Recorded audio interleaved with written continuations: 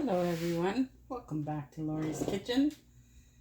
Thought I'd show you my little prep that I did for some grilling ideas. Whoopsie, never fails. We've got here some chicken thighs that I did up.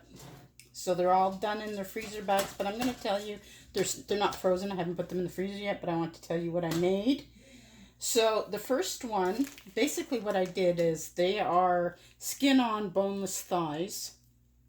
And what I did was I washed them, cut off any extra the fat or skin. And then I added the seasonings and everything that I wanted. This one actually was a leftover salad dressing that I did. I did the Feisty Green. And I made it into a salad dressing. So I just did some white balsamic, half white balsamic, half lemon. And then I did some olive oil and some salt and pepper with the Feisty Green and shook it up. And that was my salad dressing. And I had used it a couple of times. And that's what I generally do with a salad dressing. If I know that I'm probably not going to have more salads and there's some left over, I'll take a protein and put it into a baggie, and whether it's pork or chicken or beef, and depending on what the flavor is, and off it goes into the freezer. So I have no waste. So that's the first one. And what I did was, actually it's this one, Feisty Green thighs. And as you can see, all the salt. So there's the oil and the vinegar and all that. So that's going to go in the freezer. And as it thaws again, when it's time to cook it, which I can grill it, I can air fry it, I can pan fry it, bake it, whatever I like. What I'll do is I'll take it out of the marinade and pat it dry, and then go about however process I'm going to cook it.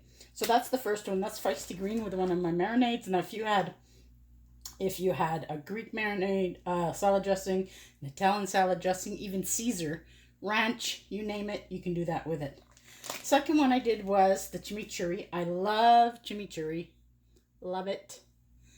It's one of my favorites. It's great with lamb too, pork, chicken. In this case, I added some rosemary garlic, because that's another flavor that it goes nice with it. So I did those together, and I added a little bit of lemon juice and some olive oil again. So there's my second batch. My third batch, love the barbecue rub, barbecue chicken and rib. Love it on ribs, especially. But this time what I did was I took some hot sauce, and all I did was those two things, the barbecue chicken and rib rub, dry, shook it into my package, and I took just a generic hot sauce. This is just basically a cayenne habanero hot sauce, no brand name, just generic, and I poured a whole bunch in there, probably maybe 3-4 tablespoons, because I like it hot.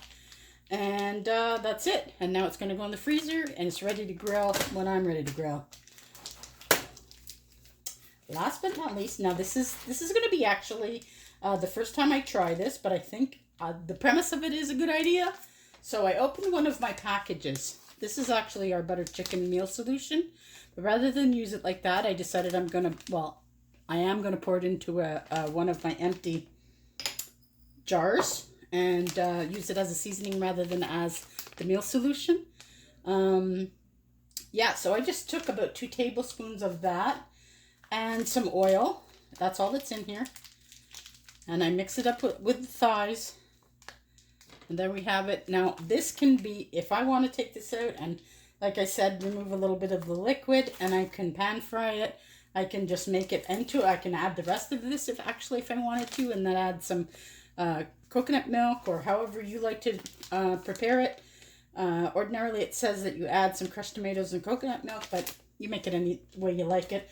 I prefer it with coconut milk and some vegetable broth rather than with strained crushed tomatoes. So, or I can throw it on the barbecue and make it sort of like a style of tandoori chicken, sort of that way. So that's basically it. I just wanted to show you. Now I can pop these, lay them flat, pop them in the freezer, let them freeze, and when I'm ready, I pull one out. I've got maybe Most of them have 4 pieces. Some only have 3. It's only me, so I make it enough so that I have it for a few meals. Yeah, so that's it. Just want to pop on and show you that little goodness. I brought this out because if you want to add some salt, because our blends are so low salt, if you're okay with adding salt, go ahead. You can add our regular sea salt. You can add your herb garlic sea salt. And we have the smoky sriracha, which is seasonal as well. So if you like that idea, and I do, get yourself some of that. It's really good. All right, guys. Thanks so much. And I'll see you next time on Lorrie's Kitchen.